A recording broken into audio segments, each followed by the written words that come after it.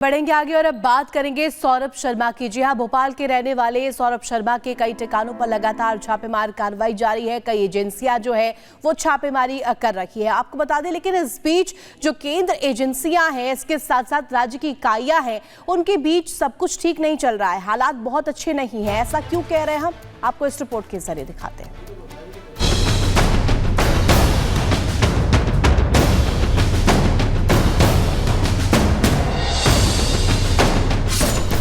सौरभ शर्मा नाम तो सुना ही होगा।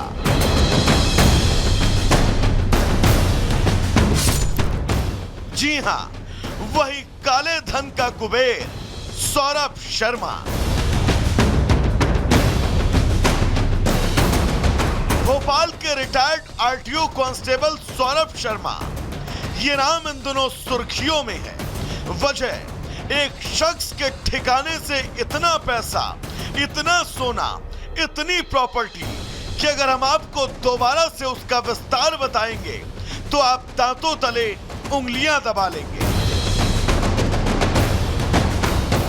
सौरभ शर्मा के 3 ठिकानों पर इस समय आयकर विभाग की नजर है और ये ठिकाने हैं भोपाल, जबलपुर और ग्वालियर।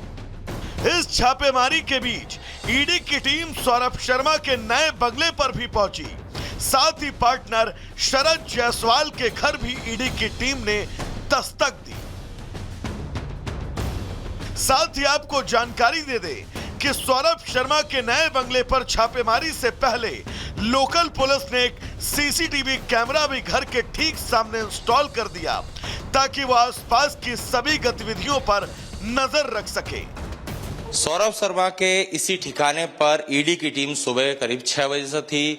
तमाम ये जो आप इस अंडर कंस्ट्रक्शन मकान की वार्डरोब देख रहे हैं, इन सबको खंगाला गया, सबको खोलकर देखा गया और यहाँ से बहुत कुछ तो ईडी ने नहीं बताया कि उन्हें क्या मिला, लेकिन कई घंटे की रेड हुई, तलाशी हुई। इसके अलावा भी कई ठिकानों पर इस तरह से रेड की है, चाहे वो सौरभ शर्मा का ये वाला ठिकाना हो या इसके अलावा दूसरे मकान हो। और सौरभ शर्मा चूंकि आरटीओ से बीआरएस ले चुका एक आरक्षक था, करोड़ों का आसामी बन गया। उसके पास इतना पैसा कहां से आया, किसने दिया, क्या उसने एक पूरा रैकेट चला रखा था आरटीओ से कमाई का, इन सब पहलुओं पर इन्वेस्टिगेशन अभी फिलहाल की जाना है।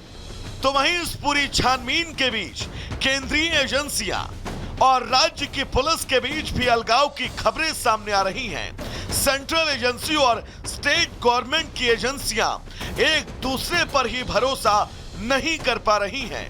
हालात तो ये हैं कि लोकल पुलिस ने सौरभ के ठिकानों पर निगरानी के लिए सीसीटीवी कैमरे तक लगवा दिए। छापामार कार्रवाई के बाद अब प्रवर्तन निदेशालय, इनकम टैक्स, लोकायुक्त पुलिस से जब्त डायरी और दस्तावेज साझा करने का भी दबाव बना सकती है। वहीं सौरभ के राजदार चेतन से भी जल्द पूछताछ हो सकती है। और इस पूरे मामले में सबसे दिलचस्प ये कि लोकल पुलिस पर साठगांठ के भी आरोप लग रहे हैं। ऐसे में ईडी के एक्शन ने कई रसूखदारों की नींद उड़ा रखी है और जल्द ही उम्मीद है कि इस पूरे मामले में कोई बड़ा खुलासा हो। खैर, ये तय है कि सौरभ शर्मा के तमाम ठिकानों से छापेमारी के बीच मिली अथाह संपत्ति के तार काफी दूर तक होंगे। ऐसे में अब सबको इसी बात का इंतजार है कि आखिर सौरभ शर्मा के तार वाकई किसी बड़ी मछली से जुड़े हैं और अगर जुड़े हैं तो वो है कौन, क्योंकि एक वीआरएस ले चुके कांस्टेबल से इतनी बड़ी मात्रा में संपत्ति का मिलना अपने आप में कई बड़े सवाल खड़े करता है। Bureau report, Republic Bharat. और चलिए इसी के साथ आगे बढ़ते हैं और बात करते हैं घुसपैठियों के खिलाफ चलाए जा रहे महाअभियान की, क्योंकि अवैध बांग्लादेशियों के खिलाफ महाअभियान शुरू कर दिया गया है और स्थानीय पुलिस के साथ साथ एटीएस भी लगातार कार्रवाई करती हुई नजर आ रही है। बिल्कुल मोनिका, जिस तरीके से आपने कहा, तमाम राज्य, चाहे हम बात दिल्ली की करें, असम की करें या महाराष्ट्र की करें, यहाँ पर देखिए अवैध घुसपैठ को लेकर के ऑपरेशन अभियान लगातार तेज हो चुका है। और वही हमने देखा था कल 13 लोगों को गिरफ्तार किया गया था अलग अलग जगहों से एटीएस द्वारा। और ये अब फडणवीस सरकार ने साफ कर दिया है कि घुसपैठ को किसी भी कीमत पर नहीं होने देंगे और जो भी लोग यहां पहुंचे उन्हें डिपोर्ट वापस बांग्लादेश किया जाएगा। कैसे, रिपोर्ट के जरिए देखिए।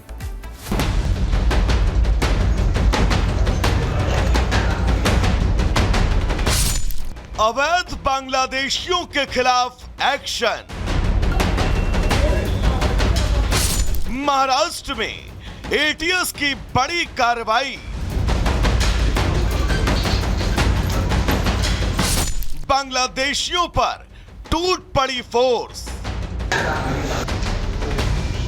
महाराष्ट्र में अवैध रूप से रह रहे बांग्लादेशियों की अब खैर नहीं।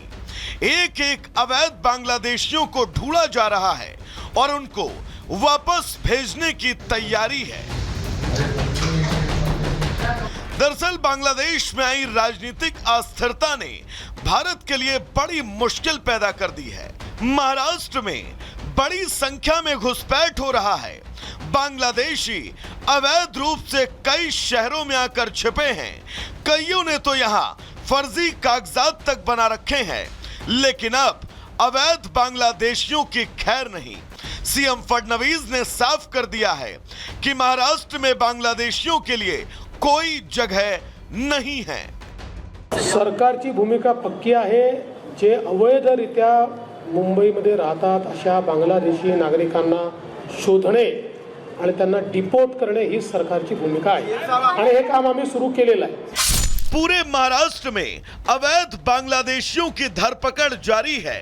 कई जिलों में एटीएस और स्थानीय पुलिस सर्च ऑपरेशन चला रही है। शुक्रवार को महाराष्ट्र एटीएस ने ठाणे, नवी मुंबई और सोलापुर में अवैध रूप से रह रहे 13 बांग्लादेशी नागरिकों को गिरफ्तार किया। 13 गिरफ्तार नागरिकों में 7 पुरुष हैं जबकि 6 महिला नागरिक हैं।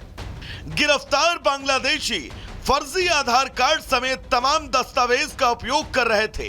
इसके पहले 25 दिसंबर को एटीएस ने अवैध रूप से रह रहे 17 बांग्लादेशी नागरिकों को गिरफ्तार किया था।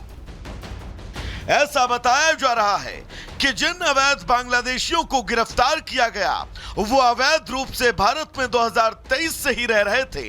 गिरफ्तार किए गए ये अवैध बांग्लादेशी पुरुष मजदूरों के रूप में काम करते हैं और महिलाएं घरों में मेड का काम करती हैं।